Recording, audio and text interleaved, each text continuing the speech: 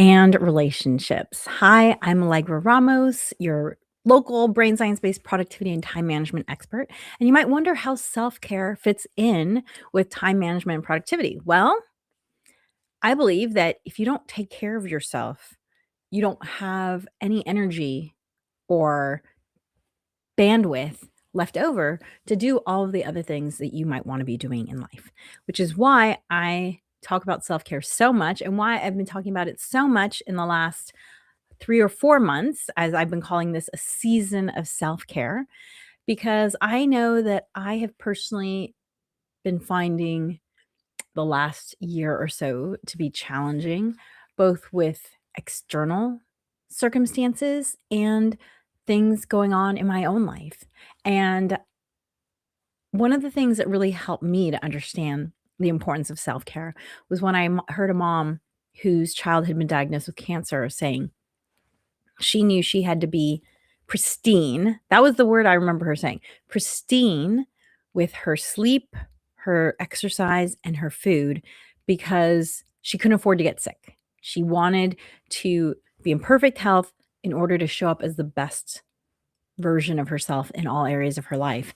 And I feel like that's just the best reason to prioritize yourself through self care because it allows you to show up how you want to be in all areas of your life, personally, professionally, relationships, all of that.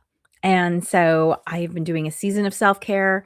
There's a QR code up here or this URL down here that you can go to and you can see all of the podcasts. I believe there are about 15 at this point. And I've been talking about all the different aspects. I started with skincare because I feel like that's low-hanging fruit. It's something that people like if your skin doesn't feel or look the way you want it to look, I feel like that was kind of low-hanging fruit. Me personally, my skin used to be so dry, it cracked and it literally felt like broken glass. That's how I would describe it to any skincare experts. I'd say, my skin feels like broken glass. What can I do for that? And then I talked about the things that you put in your body, so supplements, hydration, nutrition. Again, I'm not a medical professional, nor do I play one on the internet. These have just been things that I have found have helped me personally. Then I talked about movement and I talked a lot about fascia because I really think that fascia explains so many aches and pains and body not quite functioning the way you want it to be functioning. And it's just not well known yet. I also talked about creativity. And today I'm going to talk about relationships and how making time for people who are important in your life is also a form of self-care. And next week, I'm going to talk about so next week is in a lot of ways the end of the season of self-care. However, next week I'm going to talk about how to start anything. So maybe you've been listening to Season of Self-Care all this time and you've been thinking, this is great, but I don't know how to start. Well, then join me for next week because that's what I'm going to talk about. Because I don't expect you to implement all of these things at once. That is pretty much a surefire way to set yourself up for failure. That's just not how our brains are designed. Our brains are not designed to try and do 15 new things all at the same time. That's why New Year's resolutions don't work out. What you need to do instead is find one of them, pick one, and introduce it in your life in a little way. And so we will talk about that next week, how to start anything. So pick the one, hopefully between now and then, now and next week, you can listen to the season of self-care, decide which one you want to pick, and then use what I talk about next week, the training I'm going to give you about how to start anything. Use that to help you start with the thing that you want to do. Okay, so as I've been saying, if you've been listening, thank you for joining me. If you are joining me live, you're welcome to chat. I'm happy to answer questions if I think that they need to be addressed. And if you're just hanging out listening, thank you for joining me. Be sure to like and subscribe wherever you're listening. It helps me to know what content is resonating with you. And by the way, if you ever want more from me, I did write these 4 books. They're actually workbooks and they're all designed to be read in an hour or less. And you can find those at my website, this BYW Dreams If you go there, you'll find the link to my books. So if you don't know where to start, I feel like the best place to start is the 3-2-1 Done. This was my bestseller, 3 Simple Strategies to Get Your To-Do List Done, because this book is basically kind of like helping you create more time. And who can't use more time in the day? So at the top of every podcast, I like to do a couple things. One of them is I like to share interesting facts about the countries where my listeners come from. And it's always so fascinating. My podcast is heard in over 90 countries, last time I counted. And the top ones, the US is always number one, but the top ones, there's a lot of jostling around that's been happening, which is fun. And so I like talking about the different countries that have been up there. And Italy popped up into the top 10 for the first time this month.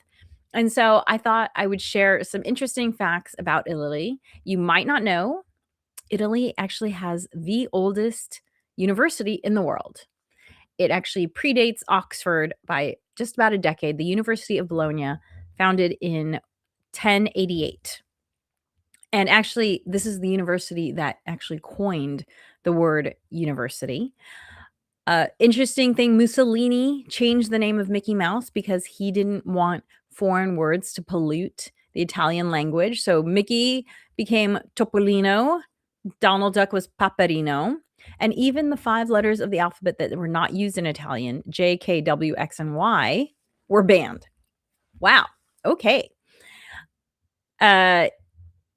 Another interesting fact is that Italians have a word for a evening stroll because it's kind of a national pastime. And I know this is something I've experienced when I've been to Italy, is especially the small towns, is you'll see right around like 6 o'clock, people just out for a stroll, but in mass, right? So it's noticeable.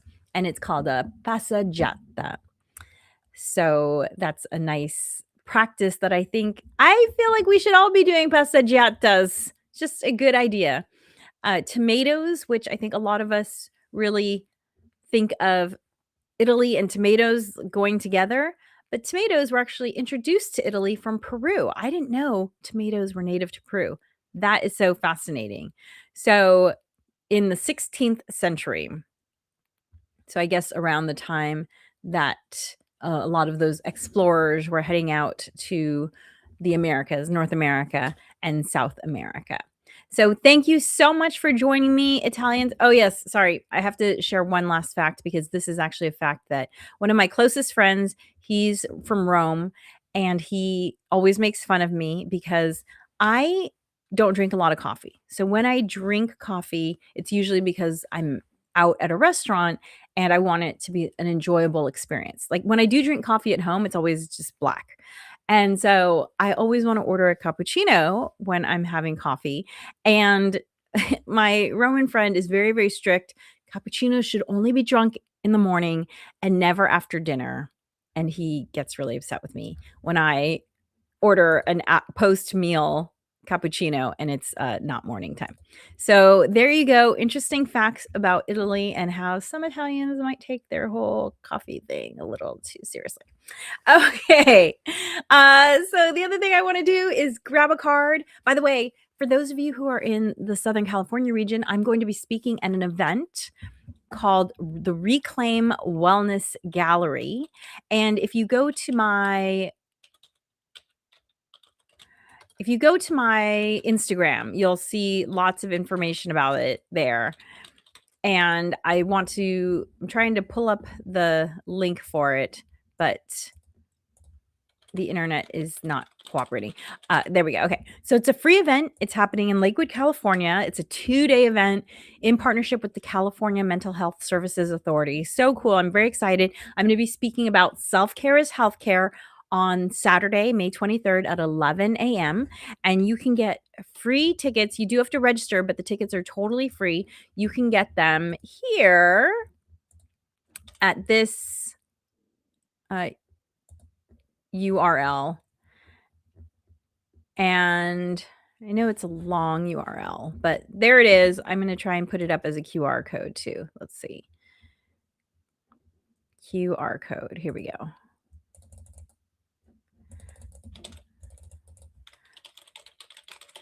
So if you click on this QR code here, reclaim event, you can get free tickets. And as I said, I'm speaking Saturday, May 23rd at 11 a.m. Very excited to be a part of that. It's going to be a great event.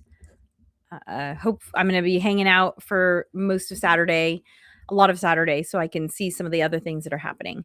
So, and it's a cool format. It's short talks, so like 20-minute TED Talk type of thing, and then the speakers will be hanging out afterwards to take questions one-on-one. And there's going to be a lot of activations, if you will, so activities that you can take part in all day long. But during the 20-minute speeches, everything will stop, but then everything will continue. So it's not like they're hour-long, it's not long sessions of listening to speakers, which I think is a really, really nice format for this kind of event. So I'm excited to be a part of it. Okay, let's pull a card from my little deck of positive chaos. Let's see what it says. Your spark can become a flame and change everything. E.D. Nixon. Oh, E.D. Nixon, thank you. I don't know who E.D. Nixon is. Your spark can become a flame and change everything. So this really speaks to me personally because I always want to encourage you and everyone to be a spark in the world. We all have a spark, and your spark is completely unique. There will never be a spark like yours again. And I think that the point of life is to figure out what your spark is, develop it, and then share it with the world. And hopefully I'm doing that today with my podcast and then with my speaking and also with my comedy. And you are doing it in whatever way you can share your gifts. Okay, so I'm going back to, so again, if you want to join me for this event that's happening May 23rd, 22nd, and 23rd, click on this QR code. And if you want to find the Season of Self-Care, this URL down here is where the Season of Self-Care podcasts are. So let's talk about relationships as self-care. I think that we've all experienced the ebb and flow of energy that happens when you spend time with other people.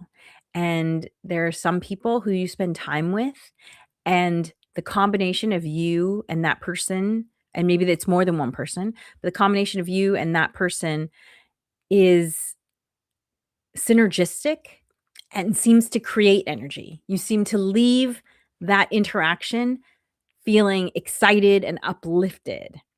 And then there are people that you spend time with who you don't even have to be doing anything physically active, but you leave that interaction tired and drained.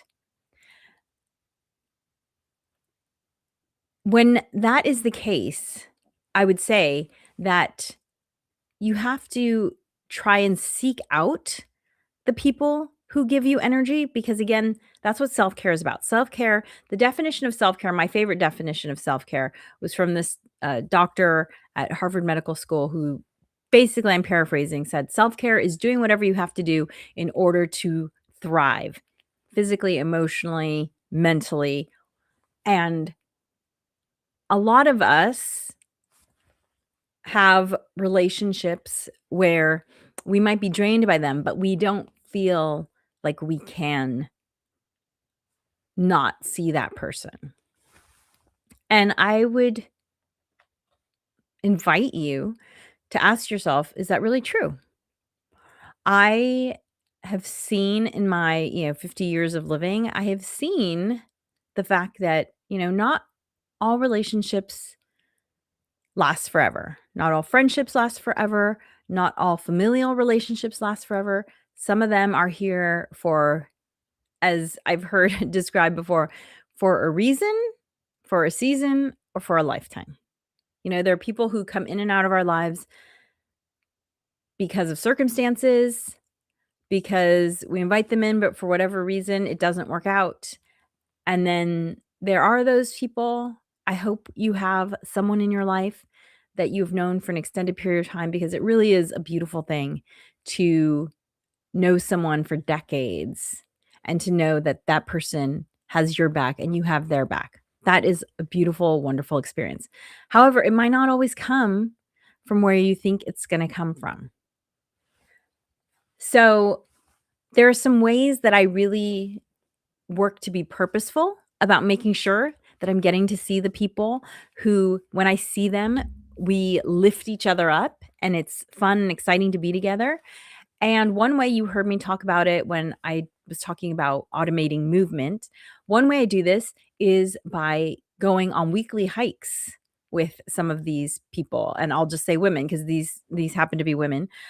These friends of mine that I really enjoy spending time with, and we enjoy getting in regular movement. And so we decided to combine the things. And it's really fantastic because when you can find an activity that helps you to live multiple values, and if you do any search, I've talked a lot about living your values. Uh, I do believe that living your values is one of the key ways to be happier in life. And that's what I found for myself, at least. When I do something that hits multiple values, it's even more fun for me. So, hiking with friends, it speaks to my value of spending time in nature, spending time with people that I care about, and staying physically active. So 3 values at once, and it's one of my favorite things to do, and I think that's exactly why, because it fulfills me in different ways. So, if you have friends that you know that you'd like to see more often, maybe adding an extra layer of activity around it will help to make it something that happens more regularly. Like, for instance, one of my friends that I hike with, she really enjoys doing ceramics, and so she has a friend that they do ceramics together, and so it encourages them. It's kind of like having an accountability buddy, like a workout buddy. It's like, "Oh, okay, are you gonna do ceramics? I'm gonna do ceramics. Let's do ceramics together." So it's great. It forces her to do something that she wants to do anyway, and she gets to spend time with this person.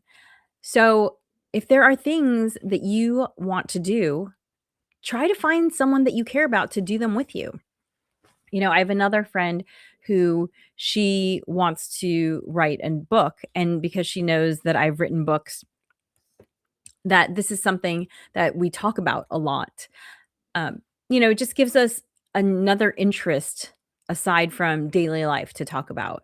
And, book clubs are a great way to spend time with people that you care about.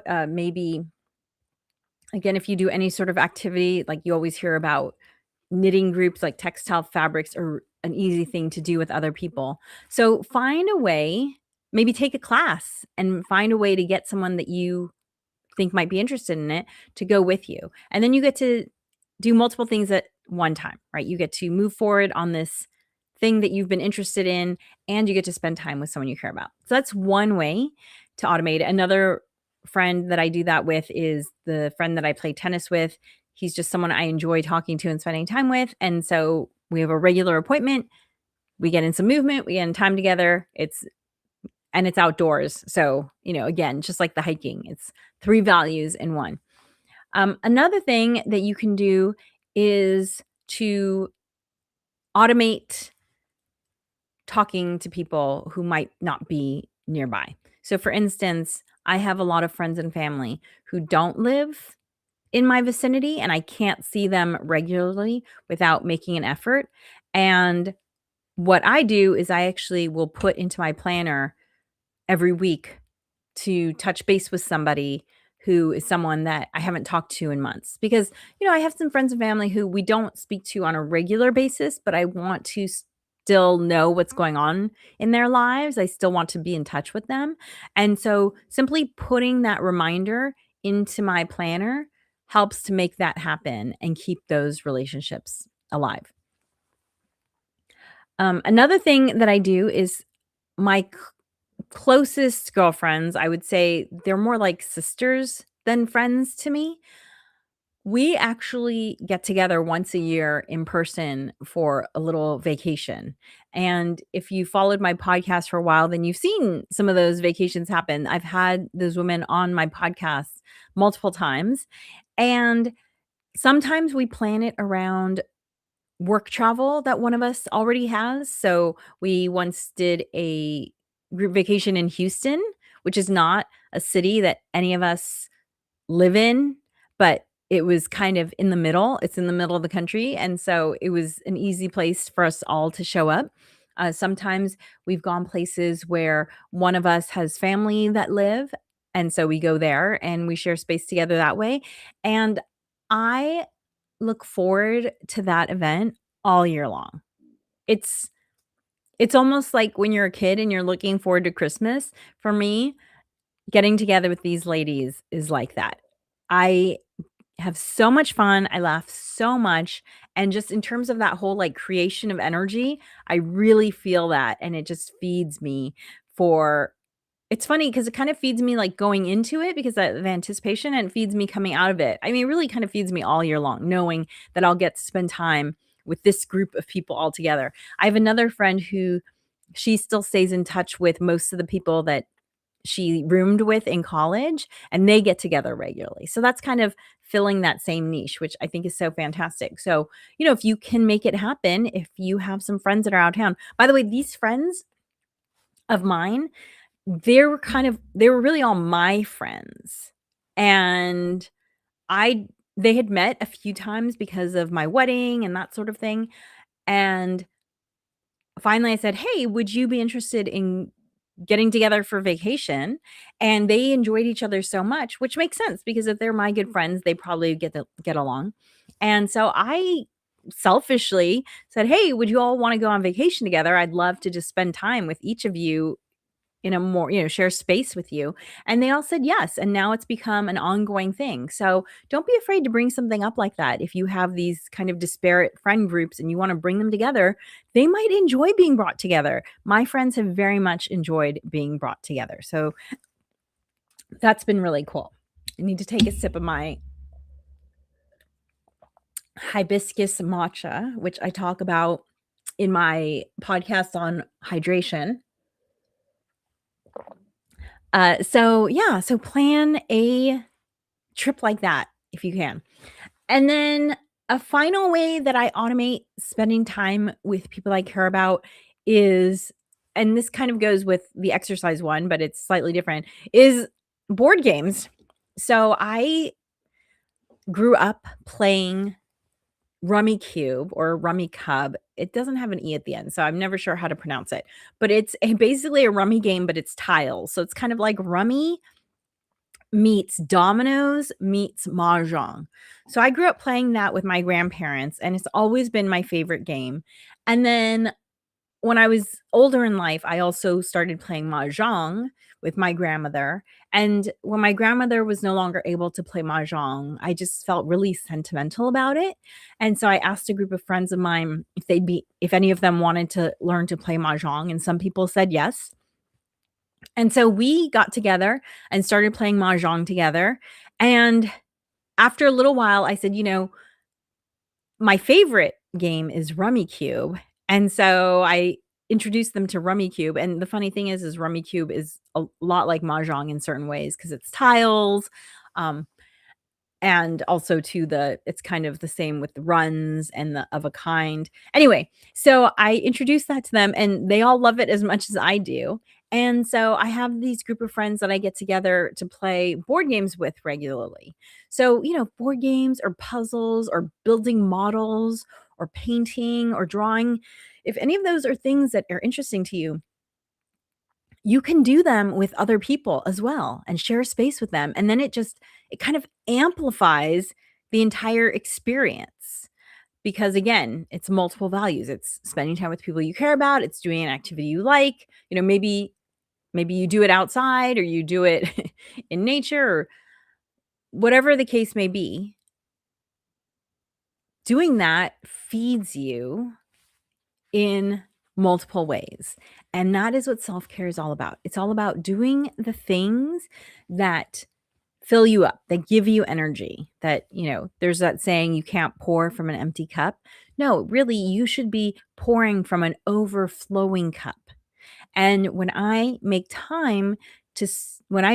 sure to spend time with people that I care about who help to fill me up energy-wise, I'm always happier for it. And, I do believe that humans one of the identifying traits of humans when I was studying anthropology is that we are social animals. And the reality is that our modern life doesn't allow for a lot of in-person socializing, at least in urban environments. Maybe in rural environments is different, although in rural environments, it seems like the houses are far apart. But the more I seek out opportunities to interact with people that I like, the happier I am. And I think that speaks to the fact that humans are social animals. So if you are finding yourself down, low energy, find a way to connect with someone. So hopefully, someone that you care about, that together you lift each other up. And if not, hey, explore an interest of yours. Maybe take a class. It could be a tennis class, it could be a knitting class, whatever. There's so many of these things available to us. Take advantage of that. Make some new friends. Find someone that you share interests with. And maybe this is one of the things that is missing in your self-care rituals is time with people who matter. On the flip side, I also do want to say that there might be times in life when you feel like it's time to separate from someone, the person that you feel like is draining your energy or bringing you down. And, I think that's one of the hardest things about getting older is realizing that there are these people who've been in your life for a long time who I've always thought to myself, if I'm not enjoying this person 51% of the time, then I should not be spending time with this person. And it's a hard thing to do, especially if you're the sort of person who values loyalty and, history, which I certainly do. But I've had to do it a few times in my life. And I've always felt like the mental benefits of removing someone who is draining or, I don't wanna use some of the other terms that are more loaded, but just, when you feel like spending time with someone is not serving you, it's probably also not serving the other person either. It's just become a habit that you spent time together. So I just wanna give you permission to consider that and say, you know, sometimes things come to an end. It doesn't mean that it won't start back up later on. Maybe you all will find a way to reconnect. But there's nothing wrong with letting go of a relationship. I do think that letting go of things creates space to welcome new things into your life. So make time for the people who matter. It will do you a world of good. It will do them a world of good. I think it would uplift the whole world if we were all spending time with people we liked. And thank you for joining me for this season of self care. I have enjoyed putting it together. I know it's been a bit of a departure from the topics I'm usually covering, at least in this amount of depth. Like I've really gone into self care. I've never gone into it this deeply. But join me next week when I will talk about the ways to start something new and be sure to like and subscribe wherever you listen. It helps me with the algorithm and it costs you nothing. And thank you for joining me. Remember, planning makes everything easier.